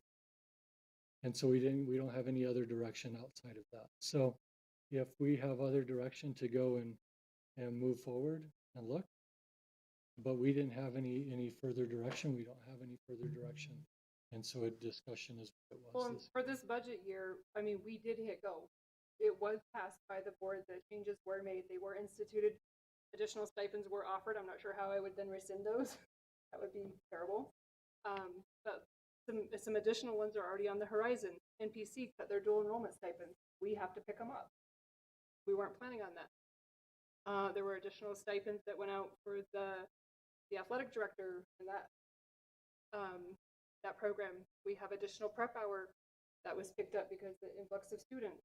We've hired an additional custodian at the high school. Like, budget wise, like the money is reallocated and spent for this budget year. Like the talks, and we should have discussions and talks every year on what the stipends are going forward. And again, for the information of the board and the public, those budget discussions will begin in November, as outlined in the budgetary that I shared with you last. So November to May is when we would begin and end our budget discussions for the next year. What Can we ask the math teachers? We Any can ask questions? them whatever you Were want. the stipends that were presented to you in May the same ones that were approved in July? Nothing? No, last week of school, we were all dating. Find them, we guarantee money will not be significant. Who can guarantee, I mean, Wasn't guaranteed And good. that we would still be grandfathered in at what we. because I will read from the stipend contract itself. Paragraph 3, line 2. Monies allocated for the miscellaneous stipend may be reallocated, increased, decreased, or eliminated in future years at the discretion of the governing board. It's unfortunate that in our district, the message has been given that they're forever, and we don't look at them, we don't do any of those things. But that's not what the contract itself.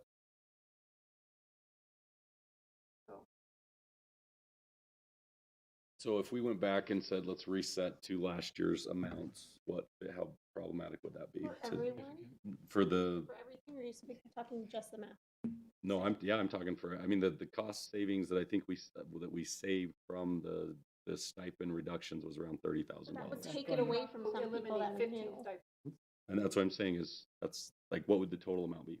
You would eliminate 15 stipends that were created? No, I'm saying if we went back and reallocated the 33,000, and then what would it be with the amounts that were the new stipends that we have created? Like, what would be the net loss on that? I don't have the data. Okay.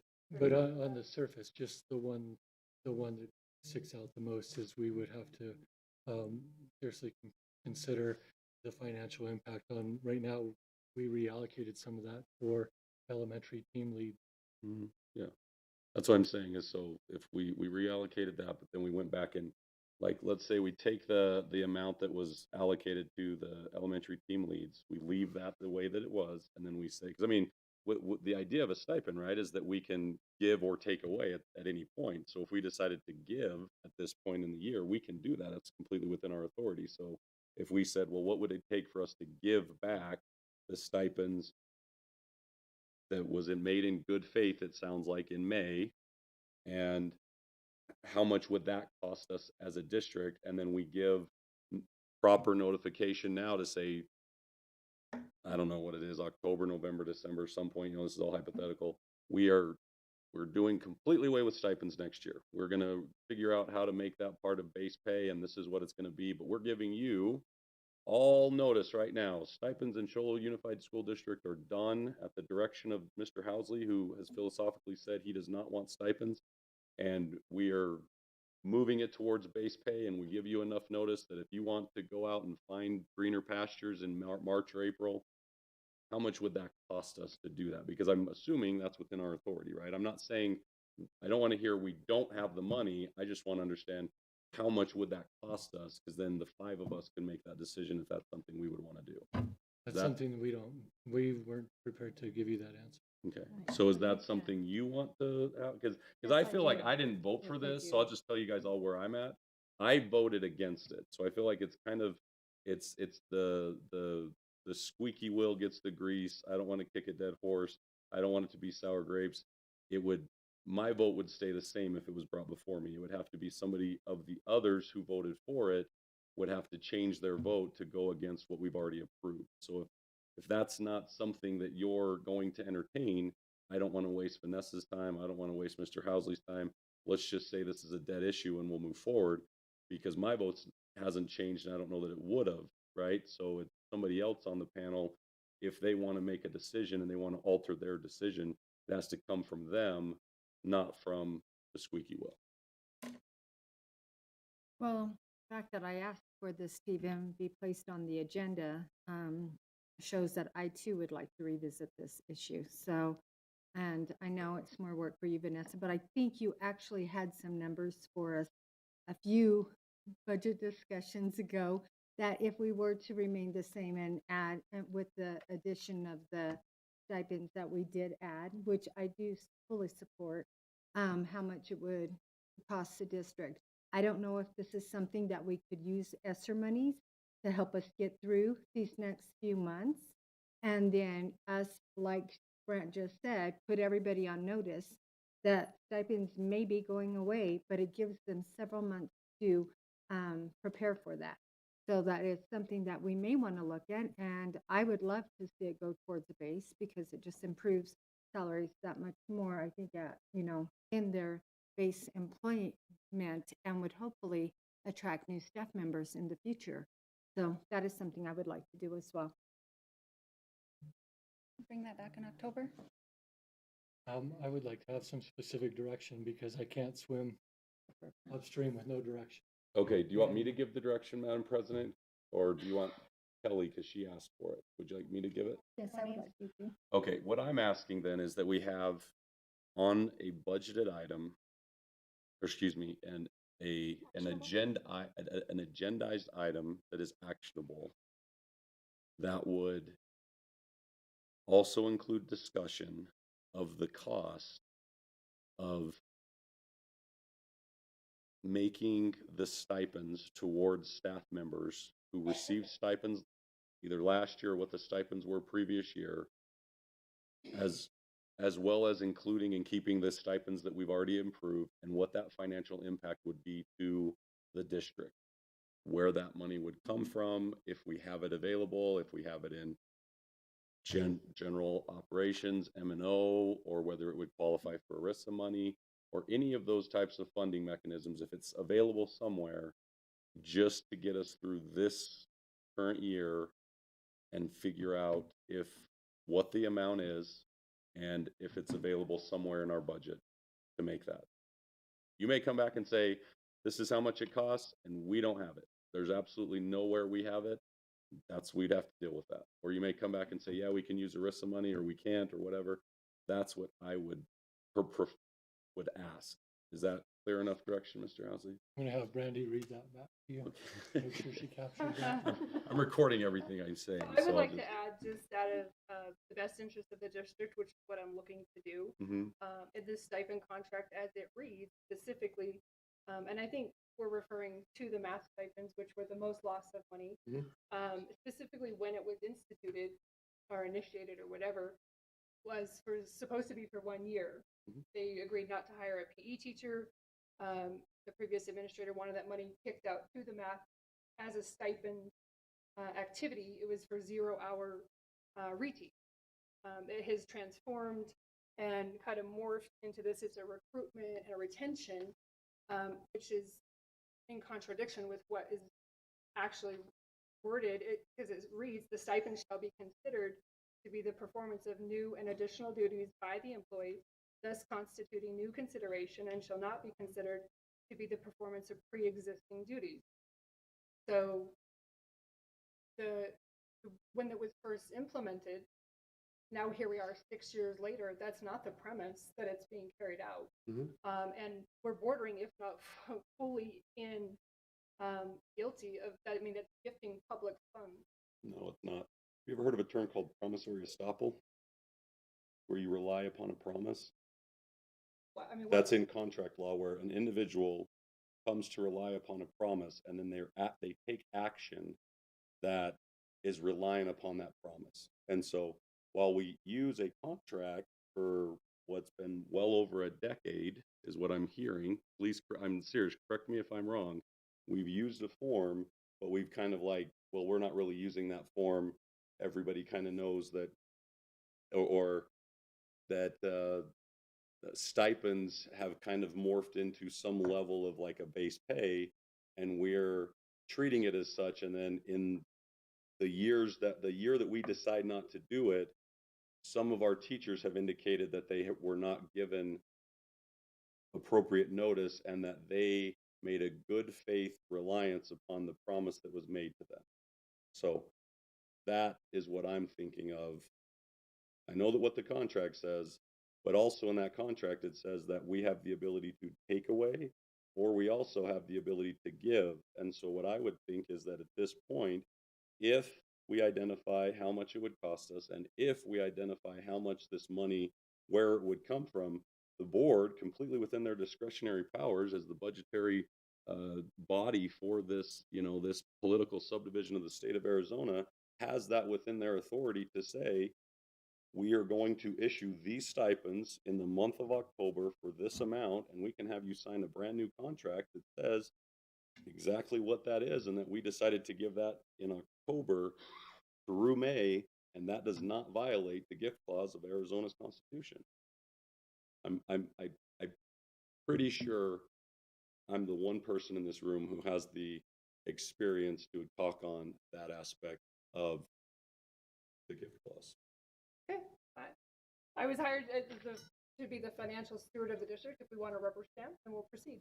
I don't think it's a rubber stamp. I think we're actually looking at and seeing where this could be, and we're looking to see how much it'll cost the district, and we're seeing if those funds are available. So there's no rubber stamp. I don't think anybody's in this meeting has said bring this back so we can rubber stamp it. So I think that it's been rubber stamped for 6 years. and I don't think that rubber stamping is an appropriate use of that term. So We'll have Brandy read back what you said, restate it. Please. So basically what I have is keep all new stipends in place, correct? Okay. A little more clarity on this, give back all monies to the stipends that were cut to specific departments or to all. what would it cost the Show Low Unified District I have that. to pay the stipends that were in place at the end of last calendar year? Yep, I have that down too. Where can this money come from? Can we take it from elsewhere? And we also need to put out more timely communication as to what the board will do in the future with stipends. I think with everything with the budget, those should be things brought up to us at every meeting. Just, we talked about it once in November and then it came up again in May. We didn't talk about it again in any meetings Well, in for the between. previous 6 years, I've watched a business manager bring up nothing. So it's a little unfair to. I'm not saying anything against you, Vanessa. I'm saying we need to have more conversations. That's interesting. Okay. We've had pretty lengthy discussions this year about every aspect. 5 meetings in April. There's a lot of things that have been discussed. We had meetings about the previous meeting about the budget. We've had more budget meetings. We did. Yeah, I mean, We're very we had transparent on meetings about budget meetings, but I will say this though. I mean, we have teachers. It's frustrating to sit and say that we didn't have these discussions. It's frustrating to give our admin leadership the directive to look at the budget and tighten the belt strap and all of the other things that they were asked to do. And then when they do it, and you say, okay, I'm happy with that. And then all of a sudden, we're not happy with that. That's got to be incredibly frustrating to be asked to do something, and then when you do it, to be asked to do the opposite, and then be asked to do it again. I'm not sure we all understand what we're doing to our people in constantly asking them back and forth. We ask them to do something, they do it, we approve it, and then somebody's not happy or some bodies aren't happy, and we go back. Now we want to go back to where we were. I hope you understand how incredibly frustrating that's got to be for our people, and we should stop it. There's one thing, a common thread that I've noticed throughout this whole meeting, and it comes down to one thing, which is lack of communication. And that's just, I'm going to just leave it at that. I believe communication is key in all things. And so I think that's something we need to work on. Thank you.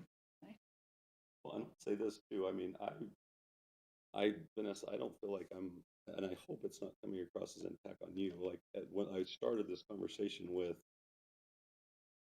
there have been mistakes. Nobody's really responsible for that. The budget came out very late at the legislature.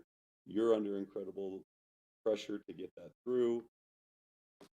We have teachers who say they made a good faith reliance upon the that the stipends would have been there. We didn't vote on them in July. Like, I mean, if you want blame to go around, blame me. I don't freaking care. Like, seriously, like, it's Brant Clark. He screwed up. He made the problem. There, we satisfied the blame game. We're done with it now.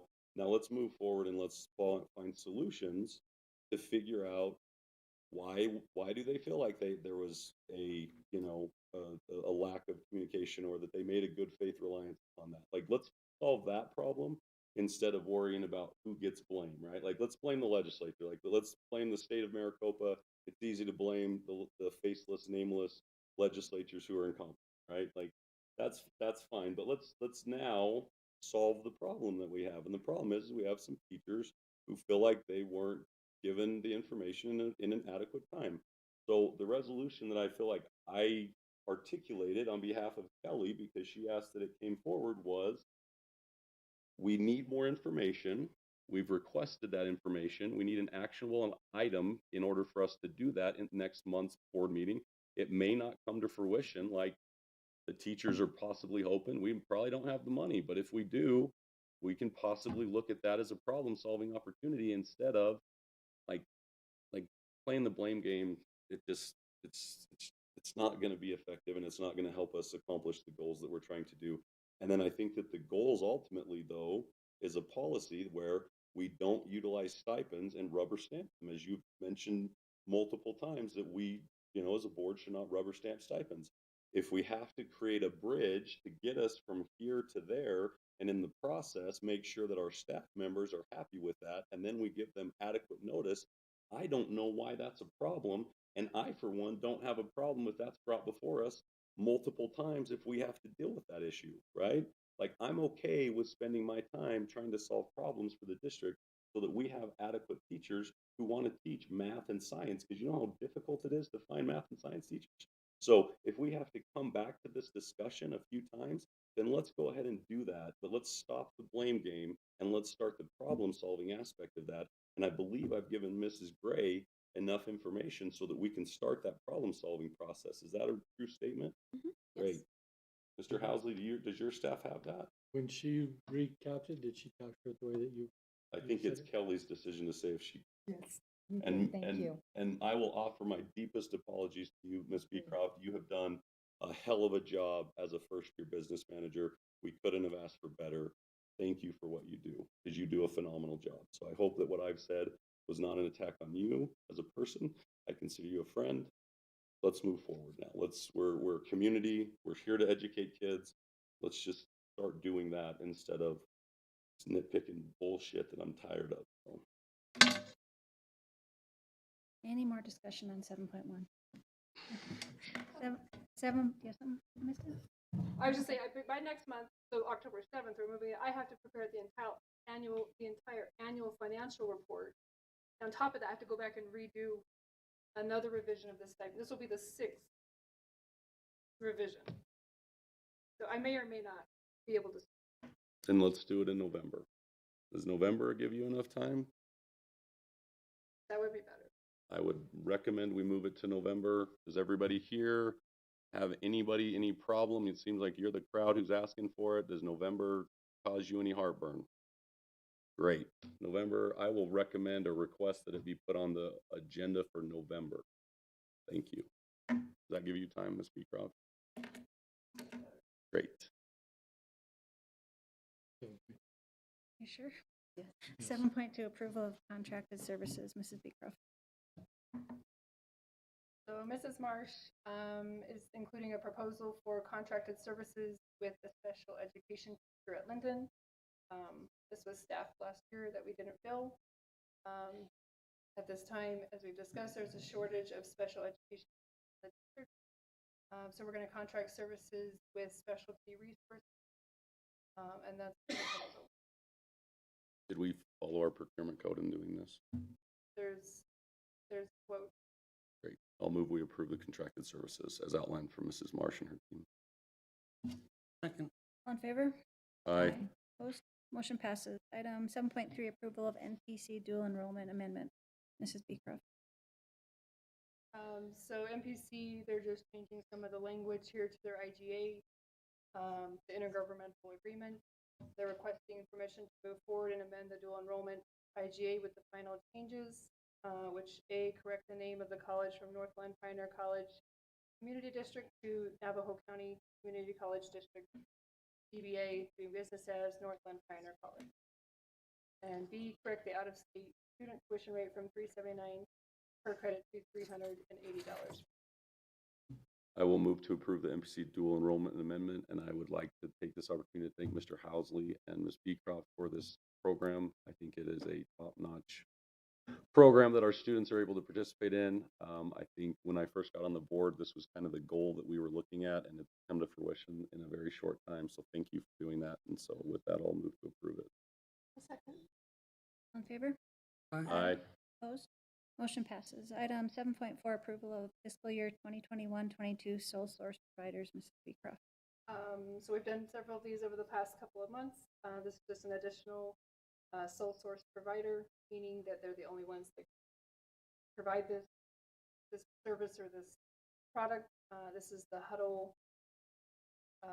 It's the software that's going to install cameras for the athletic and events that take place in the gym.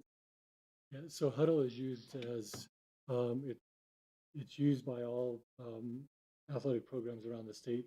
Used to be as a football coach, you used to have the VHS tape, you know, and then you'd have to drive to Phoenix to pass it on to Yuma Catholic, who was playing your Blue Ridge next week. Now they do it electronically. Huddle is the avenue that they do that. We've combined we used to have independent accounts with Huddle, with all of our, it's combined into one now. And part of that too is they're installing motion cameras at the press box, so that someone could in South Carolina could watch Cholo football, and also in the gymnasium, so they could watch volleyball and basketball. Right now, they'll install the one in the gym, in the junior high gym, and move it to the high school one. Will we be able to do it on the other outside fields? Baseball, softball, soccer? They should be portable. I know they're calibrated for certain distance and things around. So I'm not that familiar with them, but I know the one they're putting in the junior high gym, they have to recalibrate it to put it in the high school gym because it's a wider field of angle and farther distance. But The district paying for that, or the different athletic group paying for it? I know that there was a donation for some of this. I don't know how much of it is, but We received an anonymous donation for the entire. We make sure that our cameras are like the quality of like the Bigfoot cameras that people usually take pictures of, so that our competition can't really get a good vantage point of our team. Is that possible? Yeah. I'll move to approve sole source provider for Huddle for 2021-2022. I'll second it. On favor? Aye. Opposed? Motion passes. Item 8.1 through 8.5 consent agenda, Mrs. So everyone, we have for your review and approval, the ratification of the expense vouchers for the previous month, as well as 8.2, the ratification of the payroll vouchers, 8.3, approval of the PTSO Booster Club financials, 8.4, the approval of the governing board minutes for last board meeting, August 12th, and 8.5 of donations, if Mr. Clark. Yeah, I'll read those. And I'd just like to tell again, Mr. Housley, when I first got on the board, one of the things I asked for was Booster Club financials, PTSO, and this is great. Thank you. I appreciate that. That's a great step for fiscal responsibility and for transparency for our parents. I know a lot of people who work with our PTSO and our Booster Club organizations. The reason why they donate so generously to our organization is because their symbiotic relationship with our school district, and they know that it's going for a great cause. So I appreciate that that component of having transparency. So that's great. Thank you, Mr. Housley. APS Teachers Awards donated $500 to Mr. Yeager. I think you're going to put that to great use, right, Tyler? Dollar Tree Sholo donated classroom supplies for all schools for WMI and for ADP program valued at $600. An anonymous donor raised $10,734.34 for the athletic department for the Huddle playback software and camera. Tom Jakari donated a new backpack pro team vacuum and several small items for district custodians valued at $1,000. Perkins Seniors donated $250 to the high school volleyball program. Donor's Choice made donations to the following teachers at the junior high. Mrs. I'm going to botch the Shabbataks. How to say it? Vodka. Thank you. I'm not even going to try. Learning with the Twist project, Mrs. Lark's Let's Bring Soccer to Our Schools project, Miss McMillan's Basic School Supplies Part 2, and Footballs for Everyone project, and Mrs. Murray's Back to School Basics project.